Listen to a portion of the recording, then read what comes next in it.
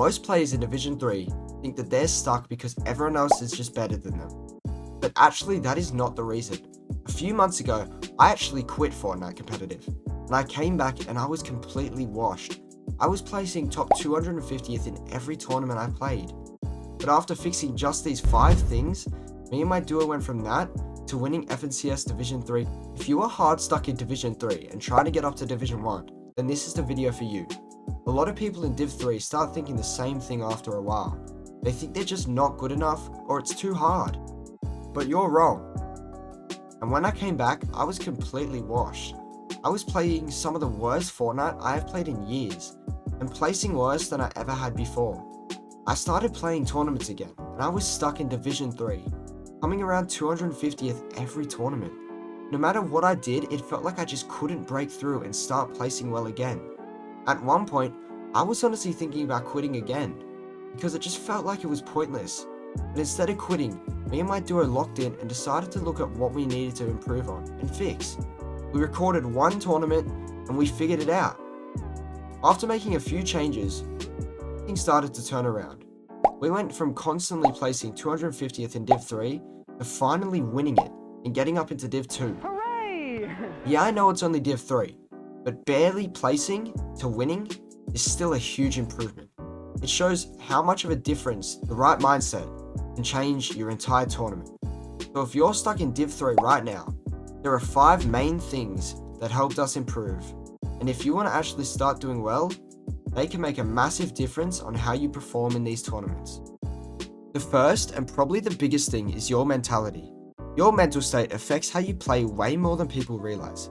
If you are tired, tilted, or already annoyed before you queue into the game, you're automatically going to make worse decisions, your aim will get worse, your mechanics might feel slower, and you're more likely to panic when something goes wrong. One of the biggest mistakes I see duos make is constantly blaming each other after every death. The second something goes wrong, they start arguing about who messed up in the fight, or who should have done something different. That kind of energy completely ruins your team chemistry and makes both of you play worse. Instead, one of the best things you can do is never blame your duo. Even if it's something like a mistake or something dumb and you guys die, just laugh about it or make a joke and move on to the next game. Even if you are frustrated, try not to show it, because if you start the game getting angry, it puts more pressure on your teammate and can throw them off their game. A lot of the time things happen in Fortnite are completely out of your control. Maybe you get third-partied by another team, maybe zones pull badly, or maybe you just get unlucky. Getting mad about it doesn't fix anything. Keeping a strong mental and staying positive throughout the tournament can honestly be the difference between throwing your games or clutching up when it actually matters. The second thing is playing to your style and the format of the tournament. This is something that a lot of Division 3 players don't really think about. They go into every tournament playing the exact same way without actually paying attention to the scoring format. But in competitive Fortnite, the format can completely change how you should approach your games. For example, a tournament that barely gives any points for eliminations and most of the points come from placement, there is really no reason to be running around keying every team you see.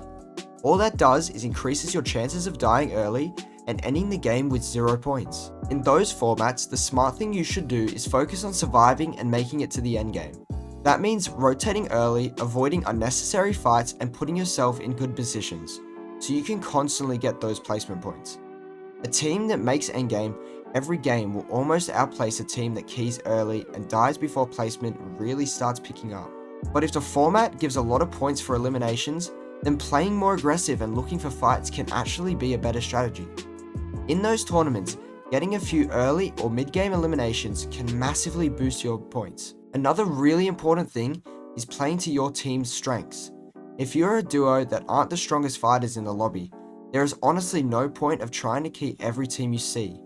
That's just going to force you into fights that you're more likely to lose. Instead, you should focus on smart rotations, positioning, and making it to the endgame, where you can still pick up eliminations when the players are weaker. But if fighting is something that you and your duo are really confident at, then you could take advantage of that and look for fights when it actually makes sense. A good way to understand this is by looking at some of the pros. Players like Peterbot are known for being very confident fighters. They're not afraid to take fights when they see an opportunity. On the other hand, players like Clicks are known for being extremely smart about their fights and playing for positionings to get to the late game.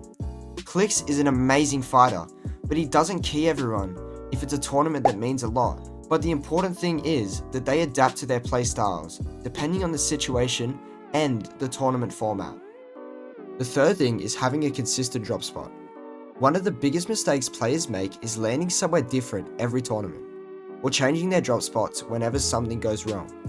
When you do that, you'll never really learn the area properly.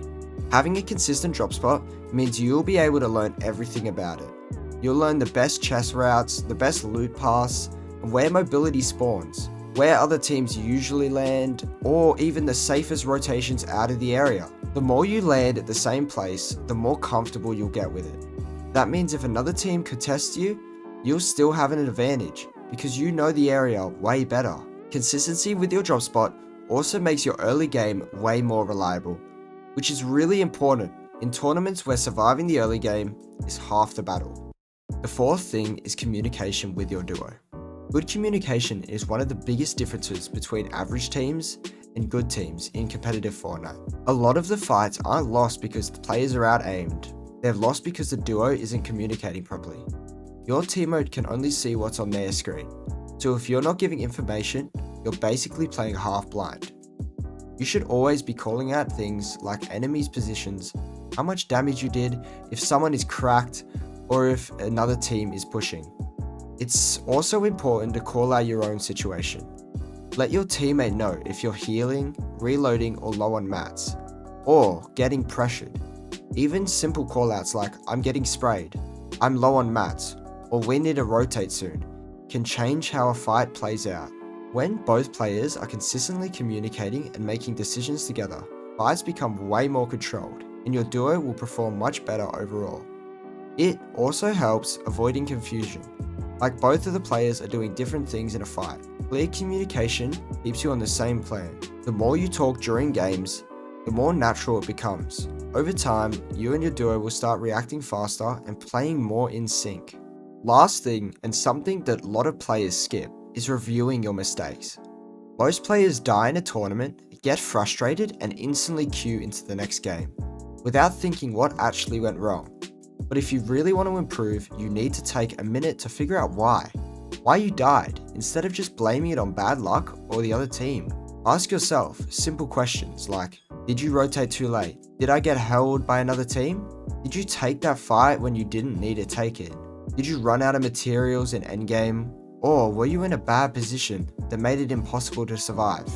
Even just talking about it with your duo after the game can make a big difference. If you both understand what went wrong, you can adjust your plan for the next game, so you don't make the same mistake again.